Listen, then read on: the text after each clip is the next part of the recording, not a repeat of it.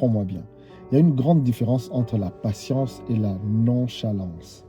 Parce que très souvent en français, quand on parle de la patience, c'est comme si c'est quelqu'un qui est resté là assis en train d'attendre dans l'indifférence. Non, non, pas du tout.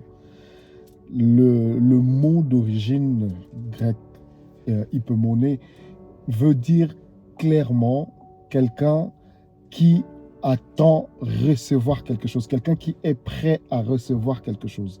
C'est ça en fait la différence, parce que quand on en parle en français, c'est comme si quelqu'un qui est assis dans la nonchalance, quoi, en fait, qui attend indifféremment et tout ça. Alors que l'image propre de ce mot, c'est rester debout et attendre recevoir quelque chose pour lequel. D'ailleurs, on est patient pour quelque chose. On patiente pour avoir quelque chose, recevoir quelque chose de la part d'une personne. Et ça, c'est la chose la plus importante. Maintenant, dans la Bible, quand la Bible dit l'amour est patient, l'amour n'est pas une faiblesse. Non. L'amour est patient dans le sens où j'attends voir quelqu'un changer. Donc, je te rappelle qu'au-delà de ce que je te considère, au-delà de ce que je t'aime, il faut nécessairement que tu passes par ici, par ici, par ici, pour que je voie les fruits. Ça, c'est la première des choses. C'est très important, il faut comprendre ça en fait. Ça, c'est l'amour est patient dans ce sens-là. L'amour n'est pas nonchalant en fait. L'amour n'est pas nonchalant où il attend, il accepte tout et tout ça. Non, non, non, pas du tout. Pas dans ce sens-là en fait. Ça, c'est la première des choses que tu dois comprendre. La deuxième des choses, c'est deux images qui sont aussi belles dans la Bible. Habakkuk 2, quand Habakkuk dit « J'étais debout à mon poste et j'attendais ».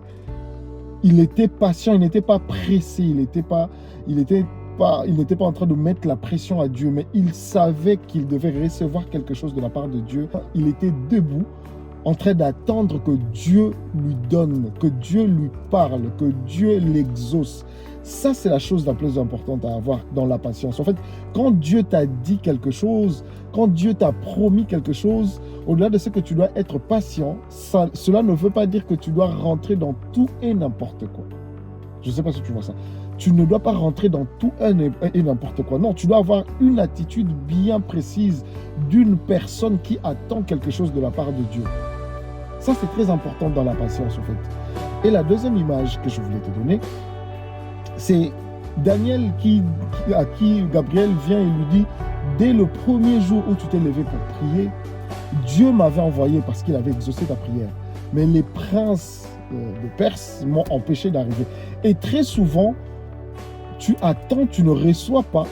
Parce que oui, peut-être la réponse était arrivée déjà, la réponse était déjà partie. Mais les princes de Perse ont attrapé le message et ne veulent pas que tu entendes.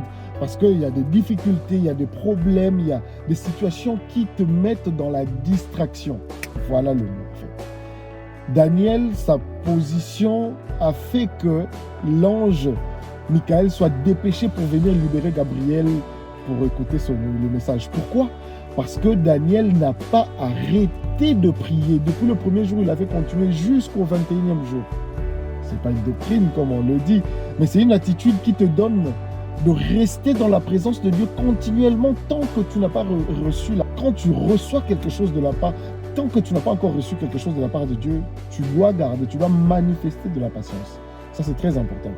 Mais la manifestation de la patience n'est pas cet état pour lequel tu laisses tout, tu abandonnes tout et puis tu te dis Dieu fera. Non, il faut que tu sois prêt parce que tu ne sais pas à quel moment le Seigneur va envoyer quelqu'un ou le Seigneur va te parler, ou le Seigneur va utiliser quelqu'un pour que tu entendes, pour que tu reçoives, c'est ça en fait l'attitude de quelqu'un qui patiente dans la présence de Dieu. Ça, il faut le savoir, il ne faut jamais l'oublier, que quand on patiente dans la présence de Dieu, on a une attitude à avoir. On a un comportement à avoir, des fruits à manifester même, s'il faut que je le dise comme ça. Parce que c'est très important. Il ne faut pas se dire que j'avais prié, que Dieu avait dit qu'il allait me répondre et j'attends. Non, tu ne peux pas attendre comme ça. Il faut que tu continues, que tu restes permanent dans la présence de Dieu. Comme Habakkuk dit, j'étais là debout et j'attendais. J'étais dans la présence de Dieu et j'attendais.